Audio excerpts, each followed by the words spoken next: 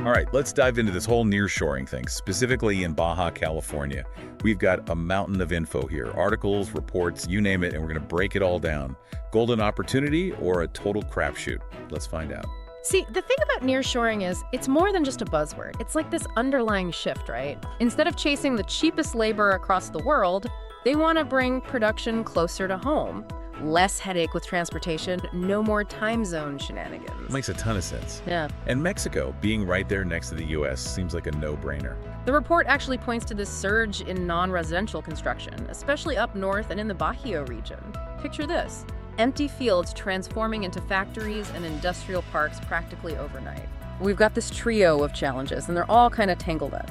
The S&P Global report, along with this Brookings article and a report straight from Mexico's National Water Commission, they all point to clean energy, water scarcity, and not enough skilled workers as the main concerns. Yeah, that Manga Bay article is a bit of a warning sign. And it's even more concerning in Baja, California. Water stress is a huge issue there.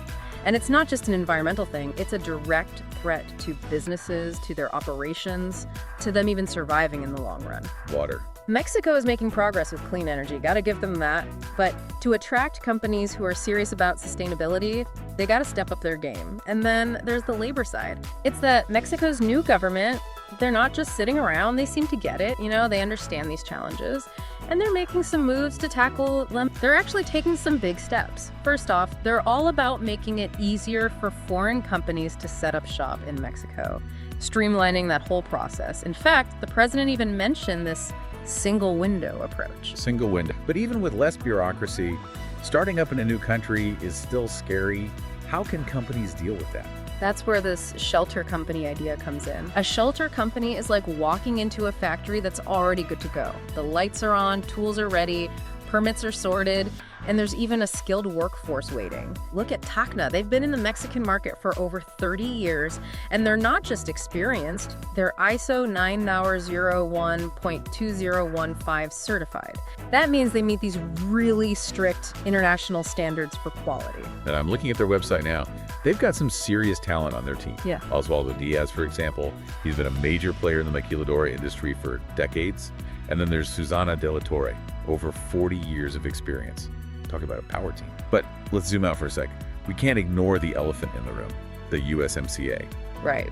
That's the trade deal between the US, Mexico, and Canada, yeah. Yep, and that review in 2026 has a lot of companies on edge. Whatever happens could really shake things up for nearshoring in Mexico. Okay, so break down this USMCA review for it. Imagine putting millions into a Mexican factory, only for the USMCA to disappear. That's a huge risk. No matter how good the opportunity seems. Exactly.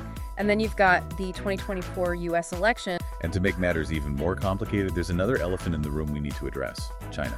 Ah, yes, China. The global powerhouse that nobody can ignore. What role does it play in this whole nearshoring puzzle? Exactly. So picture this. A US company, they decide to move their manufacturing from China to Mexico. They want to be closer to their customers, take advantage of the USMCA, the whole 9 yards. So it's not enough to just be buddy-buddy within North America. We got to present a united front against, well, the giant in the room. Exactly. Nearshoring isn't just about where you put your factory, it's about global politics too.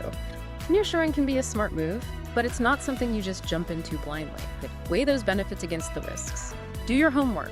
Find experts you can trust, like a good shelter company. If you want to go far, go together. Nearshoring is definitely a journey better taken with some experienced folks by your side. Couldn't have said it better myself. Well, there you have it. We dove deep into the world of nearshoring in Mexico, explored the potential, uncovered the challenges, and even shed some light on possible solutions. Maybe you'll be one of those success stories we talk about on our next deep dive. That's a wrap on this episode. Thanks for joining us as we explored nearshoring. Until next time.